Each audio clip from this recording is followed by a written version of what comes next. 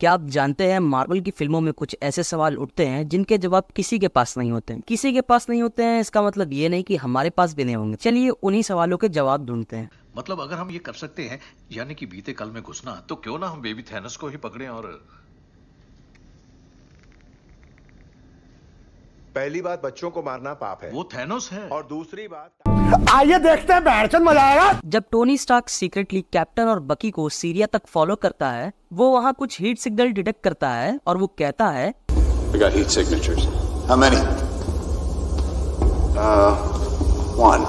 लेकिन वो अपनी हीट सिग्नेचर की मदद से सिर्फ एक ही आदमी को डिटेक्ट कर पाता है, जो कि जीमो होता है। लेकिन हम दोनों को पता है वहाँ पर जीमो के अलावा ब्लैक पैंथर भी था, तो फिर आखिर टोनी उसे क्यों नहीं डिटेक्ट कर पाया? ब्लैक पैंथर का वाइब्रेनियम सूट सिर्फ काइनेटिक एनर्जी को स्टोर करने का नहीं, बल्कि शायद ह्यूमन बॉडी से निकली हुई हीट को भी एब्जॉर्ब कर सकता है। और ये एक कारण हो सकता है जिसकी वजह से टोनी का हीट डिटेक्टर भी हमारे ब्लैक पैंथर को डिटेक्ट नहीं कर पाया। लेकिन क्या आप जानते हैं कि स्टॉर्म बेकर, जो कि अपने थॉर भैया यूज करते हैं, वो कभी उनके लिए बनाया ही नहीं गया था। अवेंजर्स एंड गेम के फाइनल सीन के दौरान जब थॉर को थानोस ने नीचे गिरा दिया, तो हम देखते हैं कि थानोस ने स्टॉर्म बेकर से थॉर के चेस्ट आर्मर को काट दिया था। लेकिन इन्फिनिटी वॉर में हमने ये देखा कि एक डाइंग स्टार की फोर्स से भी थॉर का मैजिकल आर्मर को कोई नुकसान नहीं हुआ, और इससे हमें ये पता चलता है कि थॉर का आर्मर कितना ज्यादा स्ट्रॉन्ग था। मगर कॉमिक्स और नॉर्थ मैथोलॉजी के अनुसार स्टॉर्म बेकर को असल में थॉर को रोकने के लिए बनाया गया था। कॉमिक्स में स्टॉर्म बेकर को बीटा रेबेल के लिए बनाया गया था ताकि वो थॉर को हरा सके, क्योंकि यह एक इकलौता हथियार था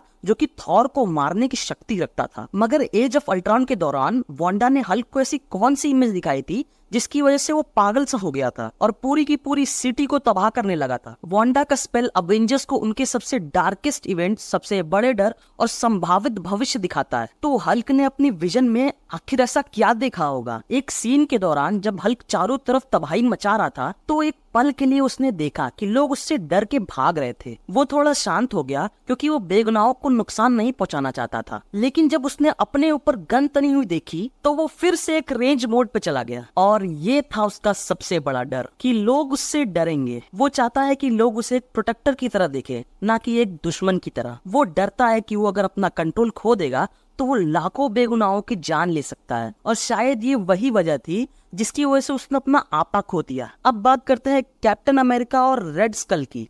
इन दोनों ने ही सुपर सोल्जर सिरम ली थी, लेकिन सवाल ये है कि रेड स्कल इतना डिफॉर्म क्यों हो गया जबकि कैप्टन अमेरिका को कुछ भी नहीं हुआ। कैप्टन अमेरिका की ट्रांसफॉर्मेशन वाले सीन में एक छोटा सा जोक है जहाँ पर डॉक्टर उसे सीरम देने से पहले एक पेनिसिलिन का इंजेक्शन देता है।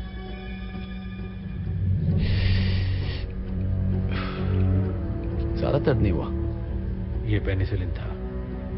ये पेनिसिलिन शॉट जितना दिखता है उससे कई ज्यादा इंपॉर्टेंट है। हमारे शरीर में बहुत सारे बैक्टीरिया होते हैं और सुपर सोल्जर सीरम हमारे इस बैक्टीरिया को या तो बढ़ा सकता है या तो खत्म कर सकता है। पेनिसिलिन इन बैक्टीरिया को खत्म करने में मदद करता है ताकि ये शरीर में फैल ना जाए। रेड स्कल ने अपने आप को खुद से सुपर सोल्जर सीरम दिया था, जिससे उसकी स्किन डैमेज हो गई और शायद पूरा शरीर भी। मगर आज के लिए सिर्फ इतना ही। अगर आपको ये वीडियो अच्छी लगती है तो प्लीज इस वीडियो को लाइक करो, अपने मार्वल के दोस्तों से इसको शेयर करो और इस चैनल को सब्सक्राइब करना मत भूलना अगर तुम ऐसे ही मार्वल से रिलेटेड कंटेंट देखना चाहते हो तो। और हाँ, ये जो वीडियो दिख रही है इसको जा करके देखो, क्या पता ये तुम्हें अच्छी लगे।